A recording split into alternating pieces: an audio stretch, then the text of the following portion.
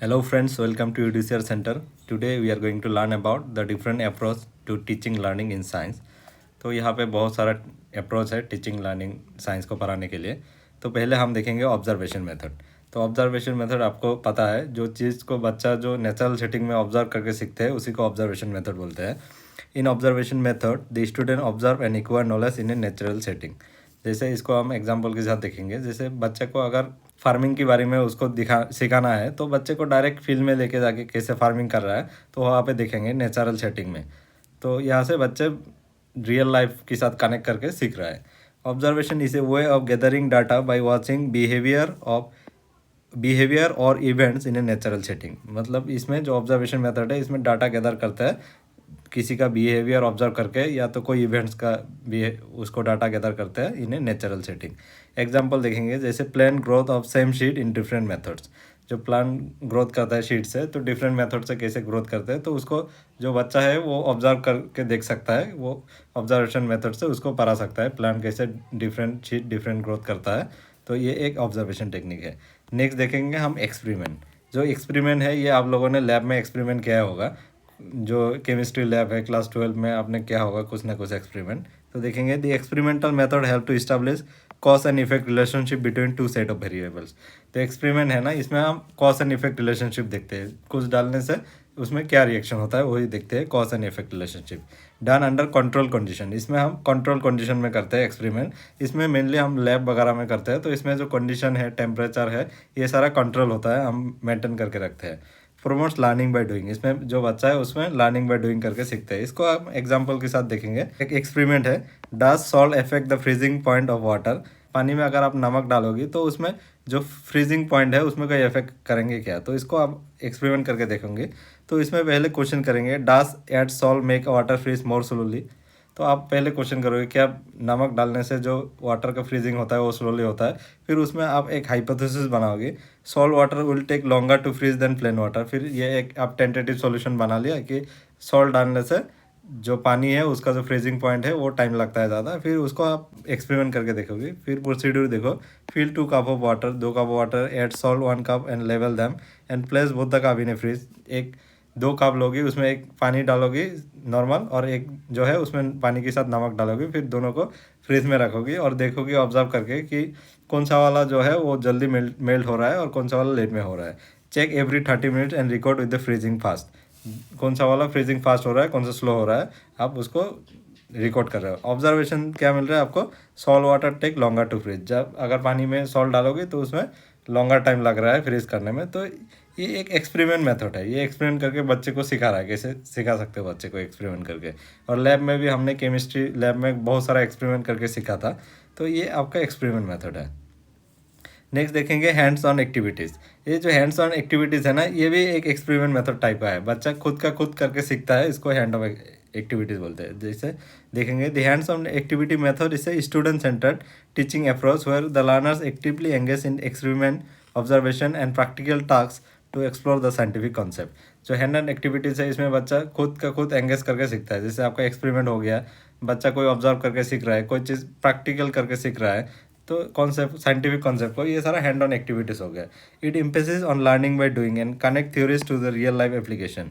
इसमें बच्चे को क्या हो रहा है, लर्निंग बाय डूइंग हो रहा है, मतलब खुद करके सीख रहा है, इसमें डिस्कवरी लर्निंग हो रहा है।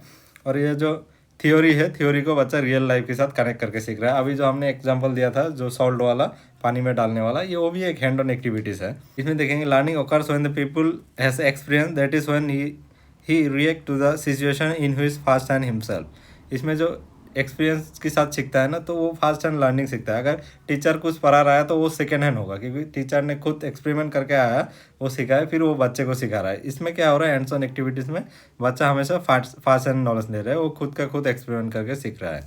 Learning take place by interaction between the situation and learners.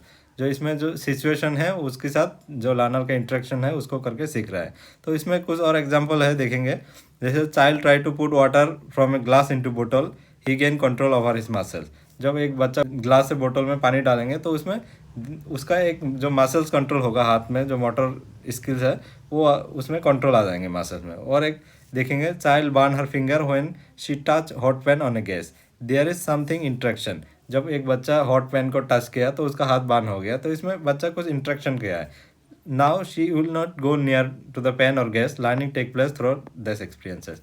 जब बच्चा एक बार हाथ डाल के देखेंगे उसका हाथ जल गया ना, तो नेक्स्ट टाइम बच्चा कभी भी वो ट्राई नहीं करेंगे, कि इसके उसके दिमाग में बैठ गया कि वो उसको अगर पकड़ूंगा तो मेरा हाथ जल जाएंगे। तो इसमें भी एक लर्निंग बाय एक्सपीरियंस हो रहा है। तो बहुत सारा एग्जाम्पल है, इतना सारा हम नहीं करेंगे। तो एक हैंड्स ऑन एक्सपीरियंस डेवलप करने के लिए आपको क्या क्या क्राइटेरिया होना चाहिए। It should be directly related to the instructional objective. जो आपका इंस्ट्रक्शनल ऑब्जेक्टिव है उसका रिलेटेड होना चाहिए। कुछ भी आप ऐसे नहीं दे सकते हो हैंड ऑन एक्सपीरियंस, आपका जो करिकुलम है उसका रिलेटेड देना चाहिए। It should be related to the real life situation, mainly जो रियल लाइफ सिचुएशन के साथ होता है उसको देना चाहिए हैंड ऑन एक्सपीरियंस करके बच्चे को सीखने के लिए। It should be appropriate to the mature level to the learner. जो बच्चा का मेच्योरिटी है वो कौन सा क्लास में है उसका लेवल के हिसाब से उसका हैंड ऑन एक्सपीरियंस करने देना चाहिए। अगर क्लास 5 का बच्चे को आप केमिस्ट्री लैब में जाके एक्सपेरिमेंट करने दोगे तो उसका लेवल नहीं होगा, क्योंकि हम क्लास 11-12 में जाके केमिस्ट्री एक्सपेरिमेंट करते हैं लैब में, तो वो लेवल के हिसाब से देना चाहिए। Who selecting the experience, availability of materials and time should be considered. जब हैंड्स ऑन एक्सपीरियंस देंगे तो उसमें जो मटेरियल सेलेक्ट करेंगे उसका अवेलेबल है कि नहीं, उसमें कितना टाइम कंज्यूम कर रहा है, वो भी ध्यान में रखना चाहिए। It should B varied and rich in content. जो है आपका जो मटेरियल्स है वो बहुत सारा अवेलेबल होना चाहिए, बच्चे को सब जो बच्चा है उसको अपॉर्चुनिटी मिले सीखने के लिए। इसमें और एक चीज़ देखेंगे, जो कोई भी लर्निंग एक्सपीरियंस जो है वो हमेशा आपका अवेलेबल नहीं है। उसके लिए हम क्या करेंगे, जैसे कोई कोई चीज़ है बच्चे को सिखाना है लेकिन आपका वहाँ पे अवेलेबल रिसोर्सेज नहीं है। जैसे आपका एक्सपेरिमेंट है, एक्सपेरिमेंट करके बच्चा सीख सकता है, जैसे बाहर में ऑब्जर्वेशन करके कोई भी चीज़ हैंडलिंग करके अपरेटस सीख सकता है। जैसे ऑडियो विजुअल एड्स, जैसे कोई भी चीज़ अवेलेबल नहीं है तो हम उसमें रेडियो के थ्रू देंगे, हम फिल्म स्ट्रिप दिखा देंगे, उसका एनिमेशन दिखा देंगे, यूट्यूब दिखा देंगे, तो ये भी एक एक्सपीरियंस बच्चे को मिलेंगे। एक्टिविटी टीचिंग, जैसे ड्रामाटाइजेशन करने देंगे, डिबेट करने देंगे, वेरियस करिकुलर बेस्ड कंपटीशन करने देंगे। ये सारा आपका क्या हो गया, हैंड्स ऑन एक्सपीरियंस हो गया। नेक्स्ट टॉपिक देखेंगे हम कॉन्सेप्ट मैप। कॉन्सेप्ट मैप क्या है?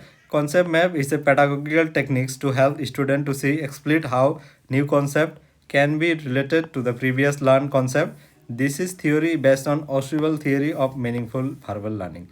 ये जो कॉन्सेप्ट मैप है ना, वो जो आपने क्या सीखा है पहले उसको कैसे कनेक्ट कर सकते हो न्यू लर्निंग के साथ, इसको हम कॉन्सेप्ट मैप बोलेंगे। इसमें जो ओशिवल थ्योरी दिया था उसको इंस्पायर होकर कॉन्सेप्ट मैप बनाया है।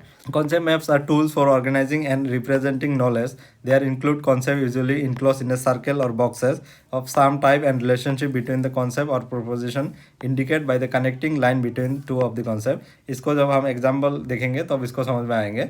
कॉन्सेप्ट मैप का डिफिनेशन अगर हम पढ़ेंगे तो कॉन्सेप्ट मैप इसे graphical tool use to organize and structure the knowledge.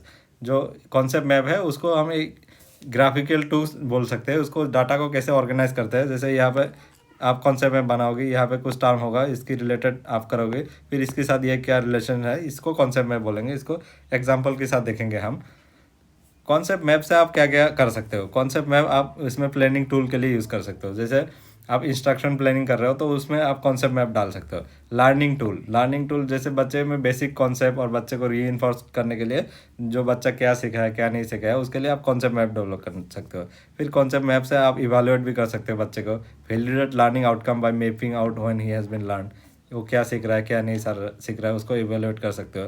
जैसे कॉन्सेप्ट मैप का टाइप्स क्या है, जैसे स्पाइडर कॉन्सेप्ट मैप है। स्पाइडर कॉन्सेप्ट मैप दो तरह का होता है। जैसे यहाँ पे पिक्चर में देख सकते हो, बीच में एक सर्कल है और चारों साइड में सर्कल है, यहाँ पे आपका पॉइंट्स होगा, और ऐसा टाइप का भी हो सकता है आपका स्पाइडर मैप।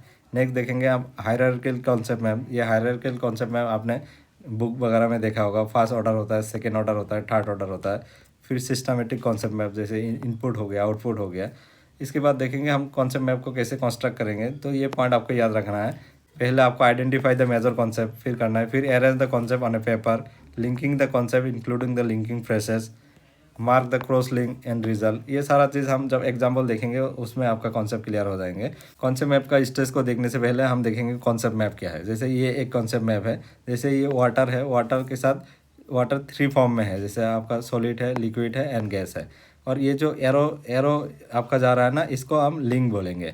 और जो ये जो सर्कल के अंडर में जैसे वाटर है, इसको हम नोड्स बोलेंगे। तो ये चीज़ याद रखना है। जो सर्कल होगा या कोई ट्राइंगल के साथ डिनोट कर सकते हैं, इसको रेक्टेंगल के साथ डिनोट कर सकते हैं, तो इसको नोड्स बोलेंगे। और जो एरो के साथ करेंगे इसको लिंक बोलेंगे।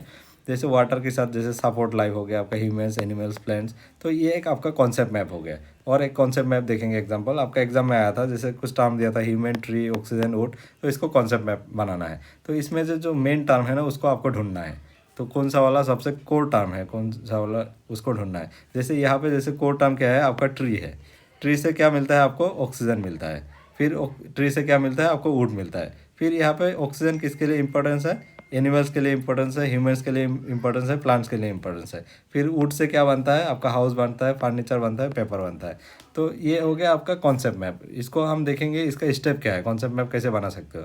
तो पहले स्टेप में आप क्या क्या करेंगे, ब्रेन स्टॉर्मिंग द स्टेप। जैसे आपके पास बहुत सारा वो आएंगे, मतलब आपको टाइम दिया जाएगा, तो आपका माइंड में ब्रेन स्टॉर्मिंग करोगे, आप देखोगे ब्रेन स्टॉर्मिंग करके कि कौन सा वाला मेन कोर कॉन्सेप्ट है।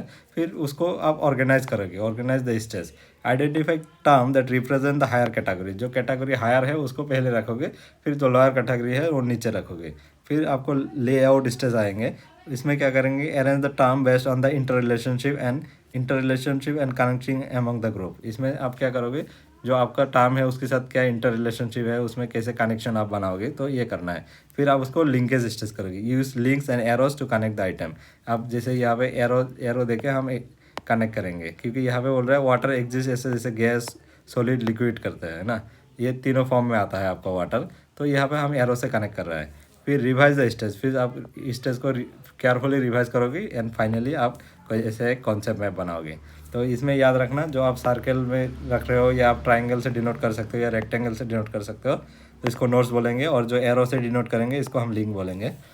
तो होप सो आपको कॉन्सेप्ट में बनाना आया होगा। तो नेक्स्ट हम देखेंगे हम इंक्वायरी अप्रोच। इसको एक्चुअली एप्लीकेशन पूछा गया है आपका सिलेबस में कि इंक्वायरी अप्रोच का एप्लीकेशन क्या है। इंक्वायरी अप्रोच क्या है, मतलब आप कोई भी चीज़ इंक्वायरी करके सीख रहे हैं उसको इंक्वायरी अप्रोच बोल रहे हैं। जैसे हम क्वेश्चन करके सीख रहे हैं तो इसको एक इंक्वायरी अप्रोच बोलेंगे। जैसे the main focus of this approach is to emphasize on how we come to know. कोई भी चीज़ हम कैसे जान सकते हैं, rather than what to know. क्या सीख सकते हैं, ऐसा नहीं है कि हाउ सीखेंगे, मतलब हम क्वेश्चन करके सीखेंगे। This approach is generally use by the science teachers when they want to develop the inquiry skill, criticals and problem solving skills, also inquiry attitude among the learner. जब साइंस टीचर है वो बच्चे में inquiry skill develop करता है, critical skill develop करता है, problem solving skill develop करने के लिए ये टेक्निक यूज़ किया जाता है। इसमें देखिए, in this approach the teacher introduce the concept to the learners, learner ask the question from their teacher, it motivate the learners for designing the hypothesis. जो टीचर्स है बच्चे को टास्क दिएंगे और जो बच्चा है वहाँ से क्वेश्चन आस्क करेंगे, ऐसे करके एक हाइपोथेसिस डेवलप करेंगे। फिर उसको वेरीफाई करके देखेंगे कि वो सही आ रहा है कि नहीं। तो ये इंक्वायरी है। इंक्वायरी अप्रोच आपको याद रखना है, जो इंक्वायरी कर रहा है बच्चा, जो क्वेश्चन करके सीख रहा है। को हम कैसे यूज़ करेंगे इंक्वायरी अप्रोच, जैसे teacher introduce the concept of example.